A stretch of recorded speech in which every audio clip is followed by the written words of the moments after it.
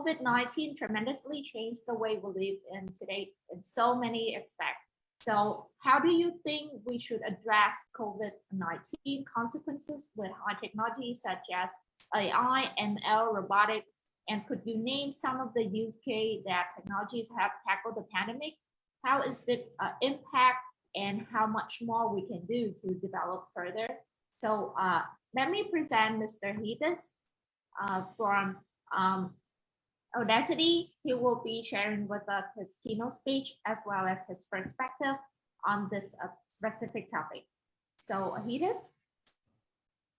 Yes. Everyone again. Yeah, I'm going to share my screen. Yes. Good going. My name is Hedis. I am from Audacity, and it's a huge pleasure to meet all of you. Had this been in different times, I would be with you right now in Vietnam, probably speaking on top of the stage, talking to all of you, and meeting all of you in person. And I think I would learn a lot more if I was there with all of you in person. Today, I'm going to talk about robotics in the age of COVID-19. I do understand that for some of you, English may not be the first language. So what I've done is I've made my presentation mainly pictorial so that it's easy for everyone to understand. And yeah, so let me bring you first to 1900 New York City. This was in 5th Avenue in 1900 Easter morning. Back then, the challenge is, can you spot an automobile? Well, you can only see one automobile. The rest of it is people being transported by horses, sitting down in carriages. Back then, the rich people would have predominantly traveled in horse carriages, and they may have looked at cars and said, well, that is very unreliable. And I think horse carriages are more reliable, so I would rather choose that. Now let's look at it in 1913 New York City. Now the challenge is, can you spot a horse? Well, you cannot spot a horse. So in the span of 13 years, life as they knew it completely changed. Now, how might we explain this? Well, to explain this, we can look to Christensen's disruptive innovation. And we can look at cars back then being a disruptive technology and horse carriages being what was predominantly used at that point in time. So in 1900, probably a horse carriage would represent a medium quality use, whereas a car would be below that. So some people used it, it met their requirements, but over time, the car technology progressed, it broke down less, and it became the predominant way of doing things. So that is what is called a disruptive technology, a technology that changes the way we live. Many of you right now may be working on such technologies, and we do not know whether or not it's disruptive until maybe many years from now, as we can only connect the dots backwards. So what has COVID-19 done to us? It has changed a lot of things. For one, it has led to the rise of hybrid work. Now it is socially acceptable for us to work from home. Back 10 years ago, if we saw our parents at home on a weekday, we may not feel very comfortable with that. But right now, it's completely permissible. Also, in Singapore, they have trialed using a robotics dog.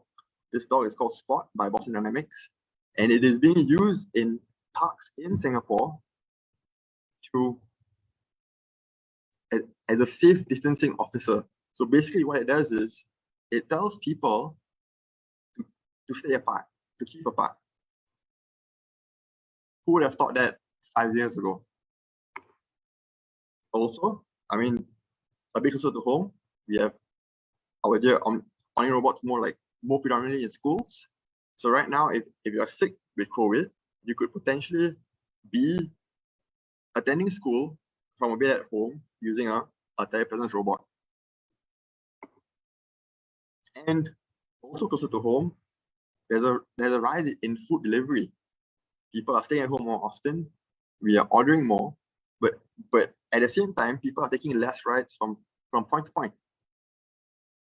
So the question here is this: COVID-19 has accelerated a lot of these technologies which have helped us cope. So of all the things that I have listed, they were around before COVID-19, but they kind of gained more adoption during COVID. But it's also given us time to reflect on the life that we want. So the question is, how might we use and improve these technologies to design the way we want to live? And that is the question for all of us to answer, right? You and me included. So perhaps from COVID, we may not want our brothers and sisters delivering food to us in the hot sun. Perhaps we want delivery robots to do that kind of work instead. So this is a startup in Singapore that is building autonomous delivery robots. It is not yet autonomous, but eventually I am sure we will get there.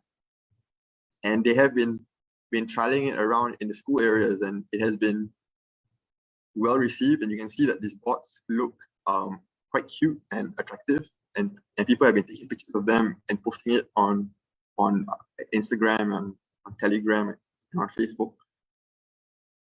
So maybe as well, recently I learned that in order for us to cope with climate change, we may need to reduce our carbon footprint all the way to about 1 ton per person in a year. So could telepresence robots be the future of travel? This is actually a robot also built by Omni Labs. And yes, could it be the future of travel? Could we, instead of traveling and taking an aeroplane, could we instead have similar experiences using robots in our place?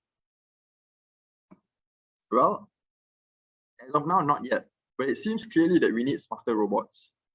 And AI seems like the obvious solution. But let's not forget 5G as well. So right now, with 5G, we are able to deliver data at a lower latency, and it's known as an activating technology for things like robots and AI.